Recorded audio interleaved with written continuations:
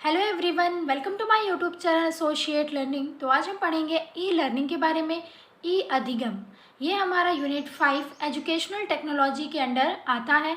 जो भी student MEd entrance की तैयारी कर रहे हैं वो हमारे चैनल से ज्वाइन कर सकते हैं। जैसा कि आप लोगों को पता है, जो एग्ज़ाम है वो 29 मई को आयोजित किया जाना है, मगर जो भी स्टूडेंट कैंपस में अपना एडमिशन लेना चाहते हैं ये एग्ज़ाम सिर्फ उनके लिए है। पहले आपका एग्ज़ाम होगा 10 बजे से लेकर के 11 बजे तक आपका रिटन एग्ज़ाम चलेगा। उसके बाद 11:30 से यानी कि 11:30 से आपका इंटरव्यू शुरू होगा और इंटरव्यू में बैठना कंपलसरी है। ओके, इंटरव्यू के बारे में हम 1-2 दिन में आपको अच्छे से बता देंगे कि आपको कैसे इंटरव्यू के लिए प्रिपरेशन करनी है, क्या क्या पूछ सकते हैं और कैसे आपको आंसर देने हैं। ठीक है, तो चलिए अभी हम अपनी क्लास को शुरू करते हैं। क्लास को शुरू करने से पहले अगर आप चैनल पर नए हैं तो चैनल को सब्सक्राइब करें, बेल आइकन को प्रेस करें। आप हमारे इंस्टाग्राम और टेलीग्राम से ज्वाइन कर सकते हैं।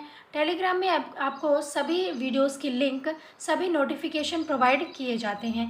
ये जो व्हाट्सएप नंबर है इस पर आप कॉल या व्हाट्सएप करके पीयूष सर से बात कर सकते हैं। ठीक है, तो सबसे पहले हम ये देख लेते हैं हमने क्या क्या कवर कर लिया है। हमने एजुकेशनल टेक्नोलॉजी का meaning, nature, scope and significance ये कवर हो गया है। टाइप्स ऑफ एजुकेशनल टेक्नोलॉजी ये भी हमने कवर कर लिया है, जिसमें हार्डवेयर, सॉफ्टवेयर और सिस्टम अप्रोच है। Various form of educational technology, जिसमें टीचिंग टेक्नोलॉजी, इंस्ट्रक्शनल टेक्नोलॉजी और बिहेवियर टेक्नोलॉजी है, ये भी हमने कवर कर लिया है। फिर कंप्यूटर असिस्टेड इंस्ट्रक्शन, जिसका मीनिंग, कॉन्सेप्ट और मोड्स, ये तीनों हमने देख लिए हैं। आज हम क्या पढ़ने वाले हैं, ई लर्निंग के बारे में। तो आज हम ई लर्निंग का meaning, nature, characteristics, modes, style और ई लर्निंग में जिसमें सपोर्टिव लर्निंग और ब्लेंडेड लर्निंग, ये भी आज हम देखेंगे। ठीक है, और इसके बाद हम ये सारे कॉन्सेप्ट को क्लियर करेंगे। तो अब हम देखेंगे ई अधिगम का अर्थ क्या होता है, meaning of e learning. First point है, ई अधिगम का प्राय इलेक्ट्रॉनिक अधिगम यानी इलेक्ट्रॉनिक लर्निंग अर्थात सभी प्रकार की इलेक्ट्रॉनिक समर्थित शिक्षा और अध्यापन के रूप में समझा जाता है। इसे कंप्यूटर प्रोत्साहित अधिगम भी कहते हैं। इसको क्या कहते हैं, और कंप्यूटर प्रोत्साहित अधिगम। ठीक है, तो ई लर्निंग का दूसरा नाम कहें या फिर इसको और भी क्या कह सकते हैं, तो इसका हो जाएगा कंप्यूटर प्रोत्साहित अधिगम। जब हम लर्निंग कर रहे हैं यानी कि अगर हम कोई भी शिक्षा प्राप्त कर रहे हैं, हम अपनी जो नॉलेज है उसको इंक्रीज़ कर रहे हैं with the help of electronic media या फिर कंप्यूटर की मदद से, लैपटॉप की मदद से या फिर ऐसी किसी भी चीज़ से जहाँ पर इलेक्ट्रॉनिक मीडिया का यूज़ हो और उस मीडिया की मदद से अगर हम शिक्षा प्राप्त कर रहे हैं तो उसको हम क्या कहेंगे, ई लर्निंग।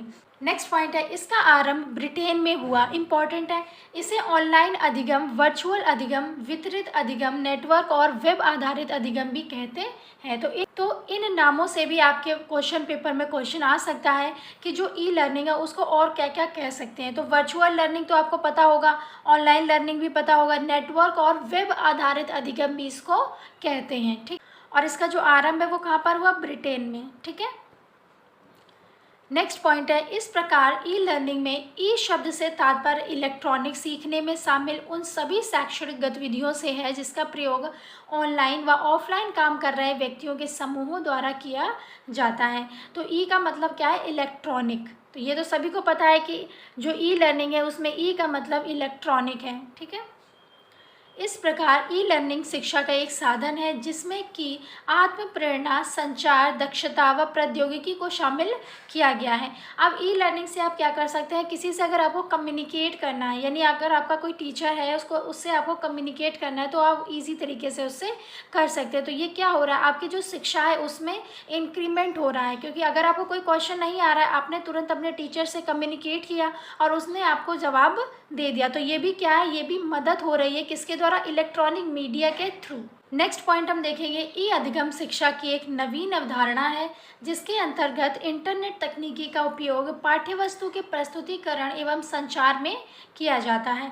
अगर हमें अपने पाठ्यवस्तु का प्रेजेंटेशन करना है तो हम किस में करते हैं, ई बोर्ड आते हैं, ई बोर्ड भी आपने देखे होंगे। ठीक है, इलेक्ट्रॉनिक बोर्ड आते हैं, उसमें हम क्या करते हैं, अपनी जो पाठ्य वस्तु होती है उसका प्रेजेंटेशन भी करके स्टूडेंट्स को दिखाते हैं। इसे सभी प्रकार की इलेक्ट्रॉनिक समर्थित शिक्षा और अध्यापन के रूप में परिभाषित किया जाता है जो स्वाभाविक तौर पर क्रियात्मक होते हैं तथा जिनका उद्देश्य शिक्षा के व्यक्तिगत अनुभव, अभ्यास और ज्ञान के संदर्भ में ज्ञान के निर्माण को प्रोत्साहित करना होता है। तो जो इलेक्ट्रॉनिक मीडिया है या फिर इलेक्ट्रॉनिक लर्निंग है, उसका सीधा मतलब बस इतना है कि हमारी जो ज्ञान है यानी जो नॉलेज है स्टूडेंट की, हमें उसको इंक्रीज़ करना है और ऐसे करना है कि जो बच्चे हैं वो रुचि से पढ़ सकें, इंटरेस्ट लेकर पढ़ सकें। ठीक है, हमें उनको ऐसा प्रेजेंटेशन दिखाना है, इतना इफेक्टिव दिखाना है कि वो बिल्कुल बोर ना हो। नेक्स्ट पॉइंट है रोशनबर्ग 2001 के अनुसार ई लर्निंग से तात्पर्य इंटरनेट तकनीकियों के ऐसे उपयोग से है जिसमें विभिन्न प्रकार के ऐसे रास्ते जुड़े जिनके द्वारा ज्ञान और कार्य क्षमताओं में वृद्धि की जा सकती है। आपने देखा होगा इंटरनेट के आने से या फिर हम देखें कि ई लर्निंग के आने से क्या हुआ है, ज्ञान का प्रसार हुआ है। कैसे हुआ है, अगर आज आप गूगल में कुछ भी सर्च करते हैं, किसी भी चीज़ के बारे में आप जानना चाहते हैं, आपको नॉलेज लेनी है, तो आप गूगल पे सर्च करके या फिर आप इंटरनेट के द्वारा उसको सर्च करके और उसका देख सकते हैं कि इसका मीनिंग क्या है, इसकी क्या क्या उपयोगिता है या फिर इसके क्या क्या लाभ हैं, क्या क्या हानि है, हर चीज़ आप देख सकते हैं। तो ये क्या है, ये बेनिफिट हुआ है। ठीक है, पहले क्या होता था कि आप सिर्फ शिक्षक से पूछ सकते थे, अब ऐसा नहीं है। आप यूट्यूब पे जा करके या फिर आप गूगल पे जा करके आप इंटरनेट से ढेर सारी जो सूचनाएं हैं उनको आप इकट्ठा कर सकते हैं। तो ये क्या हुआ है, ये एक सरल मार्ग भी बनाता है। ठीक है, यानी कि जो ज्ञान है और कार्य क्षमताओं में वृद्धि करता है।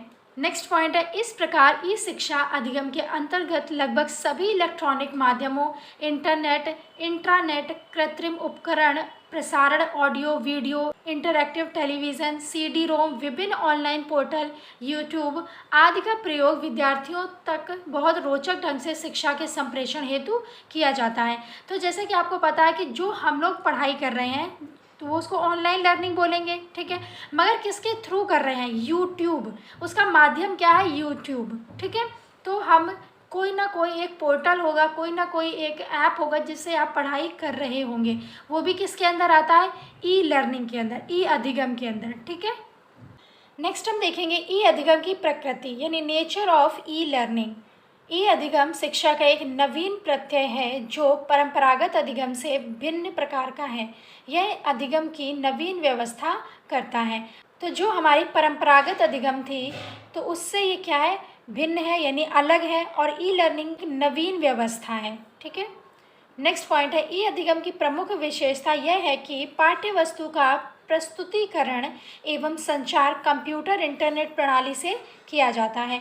अगर आपने देखा होगा कोई प्रोजेक्टर वगैरह तो वो किससे चालू होता है, कंप्यूटर एक रखा रहता है और जब हम उस कंप्यूटर को ऑन करते हैं तब हमारे प्रोजेक्टर पर कोई भी चीज़ जब हम वहाँ कंप्यूटर में रखते हैं, बुक्स वगैरह कुछ भी, तो उसी का प्रस्तुतिकरण हमारे प्रोजेक्टर पर होता है। ठीक है, हम कह सकते हैं कि ई अधिगम क्या है और क्या नहीं है।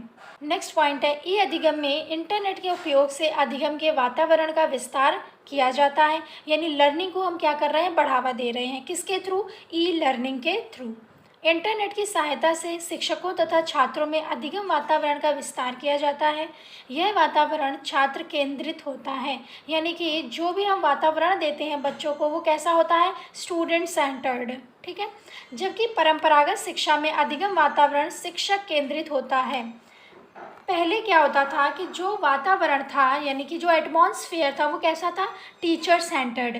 मगर अब जो NEP 2020 आई है उसने भी कहा है कि जो हमारा शिक्षा होनी चाहिए वो स्टूडेंट सेंटर्ड होनी चाहिए। बच्चा जैसा चाहता है, जो चाहता है, उसकी रुचि के हिसाब से आप उसको शिक्षा दें। ठीक है, नेक्स्ट पॉइंट है शिक्षा का नवीन प्रत्यय ई अधिगम जीवन पर्यंत शिक्षा हेतु वातावरण का सृजन करती है, समाज को वास्तविक अधिगम के अवसर प्रदान करती है। ठीक है, नेक्स्ट हम देखेंगे modes and styles of e learning, e अधिगम के प्रारूप एवं शैलियाँ। फर्स्ट है अल्प अधिगम का सपोर्ट लर्निंग। पहले हम सपोर्ट लर्निंग देखेंगे जिसमें ऑनलाइन ऑफलाइन लर्निंग आएगा, मोबाइल लर्निंग। तो जो हमारा सपोर्टिव लर्निंग है तो उसको क्या क्या सपोर्ट करता है, ऑनलाइन ऑफलाइन ये दोनों चीज़ें आएंगी, और मोबाइल लर्निंग ये हमारा किसके अंडर आएगा, सपोर्ट लर्निंग के। ठीक है, नेक्स्ट है ब्लेंडेड लर्निंग। ब्लेंडेड लर्निंग आपके लिए इम्पॉर्टेंट है। ब्लेंडेड लर्निंग क्या होता है, जब ऑनलाइन शैक्षिक सामग्री और पारंपरिक कक्षा विधियों को जोड़ा जाता है।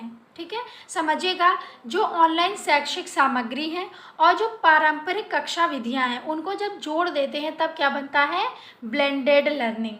ठीक है, तो इसके बारे में अभी हम आगे पढ़ेंगे डिटेल में। तो पहले हम देखेंगे सपोर्ट लर्निंग। ठीक है, जब शिक्षक कक्षा में चल रही शिक्षण अधिगम परिस्थितियों को शिक्षार्थी की आवश्यकताओं के अनुरूप बेहतर बनाने हेतु मल्टीमीडिया, इंटरनेट, वेब सेवाओं का प्रयोग करके अपनी शिक्षण अधिगम प्रक्रिया को कक्ष गतिविधियों के माध्यम द्वारा उन्नत बनाने का प्रयास करता है, तो इस प्रक्रिया के अधिगम को आलंब अधिगम कहते हैं। समझ में आया आपको? चलिए हम समझाते हैं। देखिए, सपोर्ट लर्निंग क्या है? एक शिक्षक है, वो आपको क्या कर रहा है? शिक्षा दे रहा है, यानी कि आपको कोई भी लेसन, कोई भी पाठ पढ़ा रहा है। अब आपको क्या हुआ कि बच्चों को समझ में आ रहा है मगर उतने अच्छे से नहीं जितना आना चाहिए, तो वो क्या करता है? मल्टीमीडिया का यूज़ करता है, उस समय वेब सेवाओं का यूज़ करता है। जो भी उसको ज़रूरत पड़ती है वो सभी मीडियाओं का वो यूज़ करके बच्चों को बेहतर ढंग से जब सिखाने की कोशिश करता है with the help of internet या फिर with the help of technology, तब उसको क्या बोलते हैं? Support learning. यानी जो टेक्नोलॉजी है वो क्या कर रही है? लर्निंग में सपोर्ट कर रही है, तो उसको हम क्या कहेंगे? Support learning. सपोर्ट लर्निंग कितने प्रकार की है? 2 प्रकार की। एक है ऑनलाइन एंड ऑफलाइन लर्निंग और दूसरा है मोबाइल लर्निंग। सबसे पहले हम देखेंगे online and offline learning. Online एवं ऑफलाइन कंप्यूटर तकनीकी एवं दूर संचार के क्षेत्र में प्रयोग होने वाला एक महत्वपूर्ण प्रत्यय है। देखिए, जो ऑनलाइन लर्निंग है वो अगर कोई भी स्टूडेंट्स कहीं दूर बैठा है या फिर टीचर जो है वो कहीं और पर है, मगर फिर भी आप ऑनलाइन क्लासेस ले रहे हैं, तो इसको क्या बोलते हैं? ऑनलाइन लर्निंग बोलते हैं। यानी दूर संचार के क्षेत्र में भी प्रयोग में आ रही है, इसको क्या बोलते हैं? ई लर्निंग। ई लर्निंग के माध्यम से हम क्या कर रहे हैं? शिक्षा ग्रहण कर रहे हैं। ठीक है, जब हम अपने मोबाइल में नेट पैक डालते हैं तथा उसका उपयोग करते हैं तब हम ऑनलाइन रहते हैं। डेटा पैक समाप्त होने पर अथवा उसका उपयोग ना करने पर हम ऑफलाइन हो जाते हैं। अब ऑनलाइन और ऑफलाइन क्या होता है ये आप सभी को पता होगा कि व्हाट्सएप चला रहे हैं तो हम ऑनलाइन हैं, व्हाट्सएप से बाहर आ गए, हमने वो ऐप बंद कर दिया तो हम ऑफलाइन हैं। तो यही होता है ऑनलाइन एंड ऑफलाइन। ठीक है, नेक्स्ट है मोबाइल लर्निंग। मोबाइल लर्निंग वर्तमान समय की महत्वपूर्ण आवश्यकता है। मोबाइल लर्निंग से तात्पर्य किसी भी ऐसे उपक्रम से है जिसके द्वारा हम किसी भी प्रकार की शैक्षिक विषय वस्तु को अपने व्यक्तिगत मोबाइल सेट पर प्राप्त कर सकते हैं। अब ये क्या हुआ कि व्यक्तिगत मोबाइल सेट पर प्राप्त कर सकते हैं। अब आपने बोला कि मैम हमको पीडीएफ चाहिए, आप मुझे पीडीएफ शेयर करिए, तो मैंने जो पीडीएफ शेयर की वो आपके कहाँ पर आई? आपके मोबाइल पर आई। वो आपका व्यक्तिगत मोबाइल है, आपको वहाँ पर पीडीएफ शेयर हो गई, तो वो क्या है? Mobile learning. ठीक है, यहाँ शैक्षिक विषय वस्तु से अर्थ वेब सेवाओं से प्राप्त अधिकतम सामग्री से है जिसका प्रयोग हम इंटरनेट द्वारा ई लर्निंग में करते हैं। मोबाइल लर्निंग को ई लर्निंग का तात्कालिक वंशज या ई लर्निंग से उत्पन्न मानते हैं। तो मैंने आपको पीडीएफ शेयर कर दी, वो पीडीएफ आप डाउनलोड करेंगे with the help of internet. ठीक है, तो यहाँ पर भी क्या हो गया कि हमें इंटरनेट का यूज़ करके जब हम वो पीडीएफ डाउनलोड करेंगे तो वहाँ पर टेक्नोलॉजी का यूज़ हो गया, और मोबाइल का आप यूज़ कर रहे हैं तो वो भी टेक्नोलॉजी ही है। ठीक है, तो ये दोनों क्या है? हमारे सपोर्टिव लर्निंग के प्रकार हैं। याद रखिएगा कि सपोर्टिव लर्निंग के 2 प्रकार हैं, online and offline learning and then mobile learning. ठीक है, नेक्स्ट हम देखेंगे मिश्रित अधिगम, ब्लेंडेड लर्निंग। जब ई लर्निंग के समकालिक या असमकालिक असिंक्रोनोमस उपागमों तथा परंपरागत शिक्षा पद्धति का प्रयोग एक साथ शिक्षण अधिगम प्रक्रिया में किया जाता है तो इसे ब्लेंडेड लर्निंग कहा जाता है। देखिए, मैं आपको आसान तरीके से समझाती हूँ। ऑनलाइन शैक्षिक सामग्री, ठीक है, जो हमारी ऑनलाइन शैक्षिक सामग्री है, जब उसको हम परंपरागत कक्षा विधियों को जोड़ करके एक साथ यूज़ करते हैं उसको हम क्या कहते हैं? Blended learning. ठीक है, नेक्स्ट पॉइंट है, इस प्रकार शैली को अपनाने में शिक्षण अधिगम प्रक्रियाओं के अंतर्गत विभिन्न कार्यक्रमों व गतिविधियों को इस प्रकार से नियोजित व क्रियान्वित किया जाता है जिसमें परंपरागत कक्षा शिक्षण तथा ई लर्निंग आधारित अनुदेशन में दोनों को ही उचित प्रतिनिधित्व मिल सके। यानी कि हम परंपरागत जो कक्षा शिक्षण है उसको भी लेंगे, ई लर्निंग आधारित जो लर्निंग है हम उसको भी लेंगे, या ई लर्निंग आधारित जो इंस्ट्रक्शन है हम उनको भी लेंगे, और जब हम दोनों को ऐड कर देंगे वो क्या हो जाएगी? हमारी ब्लेंडेड लर्निंग। दोनों को जब हम मिक्स कर देंगे उसको क्या बोलेंगे? Blended learning. ठीक है, तो अब हम 2 चीज़ें और जान लेते हैं, सिंक्रोनमस लर्निंग क्या होता है और असिंक्रोनमस लर्निंग क्या होता है।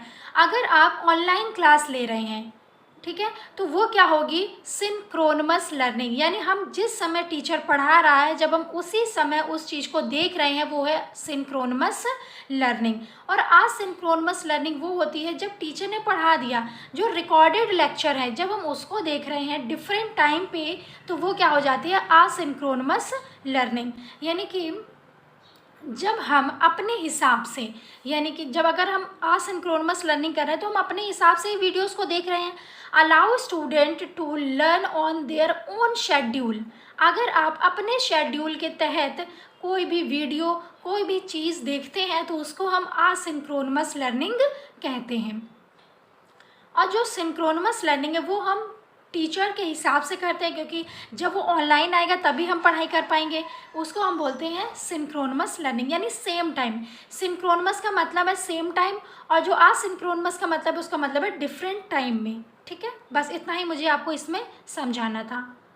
नेक्स्ट हम देखेंगे सामान्य रूप से मिश्रित अधिगम या ब्लेंडेड लर्निंग के निम्न प्रारूप देखने को मिलते हैं। तो पहला प्रारूप है ब्लेंडेड लर्निंग का, फेस टू फेस ड्राइव, आमने सामने ड्राइव। इस प्रारूप में शिक्षक डिजिटल उपकरणों की सहायता से शिक्षण कार्य संपन्न करता है, अर्थात वह इंटरनेट तथा कंप्यूटर की सहायता से अपने शिक्षण कार्य को प्रभावी बनाता है। तो एक जो शिक्षक है वो डिजिटल उपकरणों का उपयोग करता है और बच्चों को समझाता है और अपना जो शिक्षण कार्य उसको समाप्त करता है। और इंटरनेट की सहायता से या कंप्यूटर की सहायता से वो जो शिक्षण कार्य कर रहा है उसको अफेक्टिव बनाता है, जो स्टूडेंट है उनके लिए इंटरेस्टिंग भी बनाने की कोशिश करता है। ठीक है, तो पहला जो प्रकार है ब्लेंडेड लर्निंग का वो है face to face drive. Second क्या है, रोटेशन, नियमित आवर्तन। इस प्रारूप में छात्र क्रमशः कुछ पाठ ऑनलाइन लर्निंग के माध्यम से तथा कुछ पाठ परंपरागत फेस टू फेस माध्यम से पढ़ते हैं। इसका स्वरूप पूर्व निर्धारित होता है। तो जैसे कि मैंने आपको बताया कि ऑनलाइन लर्निंग और परंपरागत लर्निंग को जब हम ऐड कर देंगे, मिक्स कर देंगे, तो वो क्या बन जाएगी, ब्लेंडेड लर्निंग। वही इसमें बोला गया है कि जब छात्र जो है वो कुछ पाठ तो ऑनलाइन लर्निंग के माध्यम से कर रहे हैं और कुछ पाठ फेस टू फेस माध्यम से कर रहे हैं, यानी कि परंपरागत, उसको हम क्या बोलेंगे, रोटेशन। ठीक है, नेक्स्ट पॉइंट है फ्लेक्स। इस प्रकार में पाठ्यक्रम का अधिकांश भाग ऑनलाइन या कंप्यूटर आधारित माध्यमों से पढ़ाया जाता है। छात्रों को घर बैठे ऑनलाइन सभी अधिगम सामग्री उपलब्ध कराई जाती है, किंतु शिक्षक हमेशा छात्रों को दिशा निर्देश देने तथा परामर्श के लिए उपलब्ध रहते हैं। तो फ्लेक्स हमारे लिए इम्पोर्टेंट है और ये क्वेश्चन पेपर में पूछ सकता है कि जो फ्लेक्स है उसमें कैसे पढ़ाई होती है। तो इसमें होता क्या, जो ज़्यादा भाग है वो ऑनलाइन का होता है और जो टीचर है वो निर्देश देता है, परामर्श देता है, मगर फेस टू फेस इसमें कोई भी कांटेक्ट नहीं होता है। बच्चे जो स्टूडेंट होते हैं वो घर में बैठे बैठे अपनी पढ़ाई करते हैं, ऑनलाइन सभी सामग्री उनको उपलब्ध कराई जाती है और जो शिक्षक है वो बच्चों को सिर्फ दिशा निर्देश ही और परामर्श उपलब्ध कराता है। ठीक है, जो हमारे ब्लेंडेड लर्निंग के प्रारूप हैं वो कितने हैं, 6 हैं। ठीक है, पहला है फेस टू फेस, दूसरा है रोटेशन, तीसरा है फ्लेक्स, चौथा है लैब्स और पांचवा है सेल्फ ब्लेंड और 6 नंबर पे क्या आता है, ऑनलाइन ड्राइव। तो अब हम फोर्थ में देखेंगे प्रयोगशालाएं यानी लैब्स। इस प्रारूप में अध्ययन सामग्री को ऑनलाइन छात्रों के पास भेजा जाता है, किंतु छात्र परंपरागत रूप से कक्षा में अध्ययन भी कर सकते हैं। इसमें छात्रों को दोनों प्रकार की सुविधा रहती है, चाहे वे डिजिटल माध्यम से पढ़ें अथवा कक्षा कक्ष में। तो देखिए होता क्या है कि जो कुछ स्टूडेंट क्या होते हैं वो कॉलेज रेगुलर जाते हैं, मगर कुछ लोग नहीं जाते हैं। तो वो क्या करते हैं, जो टीचर्स हैं उनको ऑनलाइन भी चीज़ें प्रोवाइड कर देते हैं। अब उन्हें अगर क्लासरूम में आके पढ़ना है तो भी वो पढ़ सकते हैं और ऑनलाइन पढ़ना है तो भी वो पढ़ सकते हैं। जब हम दोनों चीज़ों की सुविधा बच्चों को उपलब्ध करा देते हैं उसको हम क्या बोलते हैं, लैब्स। ठीक है, नेक्स्ट पॉइंट है सेल्फ ब्लेंड, आत्म मिश्रण। इस प्रारूप में छात्र स्वयं निर्धारित करते हैं कि वे कक्ष में अध्ययन करेंगे या ऑनलाइन डिजिटल स्वरूप से। इसमें लिखा है सेल्फ ब्लेंड, बच्चे अपने हिसाब से ब्लेंडिंग करना चाहते हैं या नहीं करना चाहते हैं, वो उनका खुद का डिसीजन होता है। नेक्स्ट पॉइंट है ऑनलाइन ड्राइव। ऑनलाइन ड्राइव का मतलब है इस प्रारूप में छात्र संपूर्ण पाठ्यक्रम ऑनलाइन पूरा करते हैं। आवश्यकता पड़ने पर उन्हें शिक्षक द्वारा सहायता दी जाती है, अन्यथा वे पूरी तरह से ऑनलाइन शिक्षण प्राप्त करते हैं। ऑनलाइन ड्राइव में क्या होता है, जो स्टूडेंट होते हैं वो पूरी तरीके से ऑनलाइन शिक्षण प्राप्त करते हैं। तो ये जो 6 टर्म आए हैं, इन टर्म में कोई भी एक टर्म आपको दे देगा और पूछेगा इसका मीनिंग क्या है, या फिर ये पूछ सकता है कि जो ब्लेंडेड लर्निंग है उसमें कौन कौन से प्रकार या प्रारूप होते हैं, कौन सा इसमें नहीं है। ठीक है, तो आपको सभी प्रारूप को लर्न करना है। नेक्स्ट हम देखेंगे मिश्रित अधिगम प्रणाली के लाभ और महत्व, importance and advantage of blended learning. First point है, मिश्रित अधिगम प्रणाली परंपरागत शिक्षण की अपेक्षा अधिक पसंद की जा रही है क्योंकि यह छात्र केंद्रित है। इसमें छात्रों की आवश्यकता के अनुरूप परिवर्तन किए जा सकते हैं।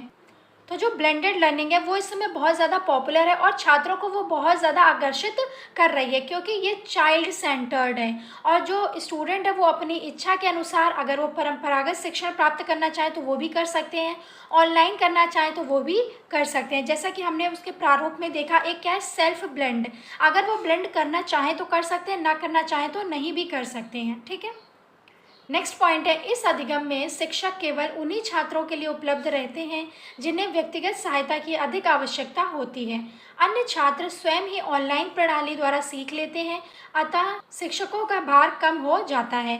तो इसमें क्या होता है कि जो स्टूडेंट को सहायता होती है शिक्षक की कि वो बिना शिक्षक के पढ़ाई नहीं कर सकते, उनके लिए शिक्षक उपलब्ध होते हैं, और जो लोग ऑनलाइन स्वयं से पढ़ाई या फिर सीख लेते हैं उनके लिए ऑनलाइन सुविधाएं भी उपलब्ध कराई जाती हैं। ठीक है, इससे होता क्या है कि जो अच्छे स्टूडेंट होते हैं उनको तो टीचर्स को कुछ करना नहीं होता है, जिन स्टूडेंट को कुछ समझ में नहीं आता है या फिर वो पढ़ना चाहते हैं परंपरागत तरीके से, वो ही क्लासरूम में आते हैं, कक्षा कक्ष में आते हैं और वो शिक्षक से शिक्षा ग्रहण करते हैं, जिससे जो शिक्षकों का भार है वो भी कम होता है।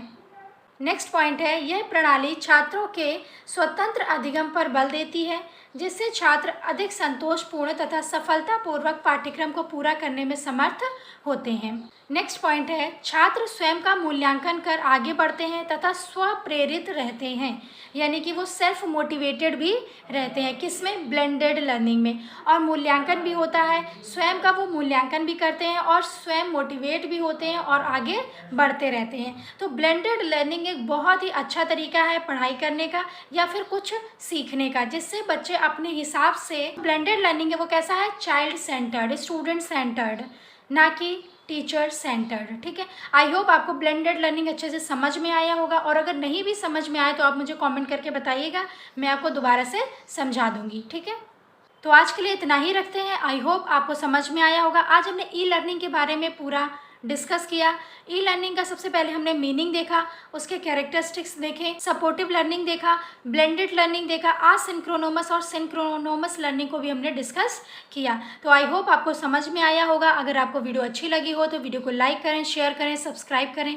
मिलते हैं नेक्स्ट लेक्चर में। Stay connected. Thank you.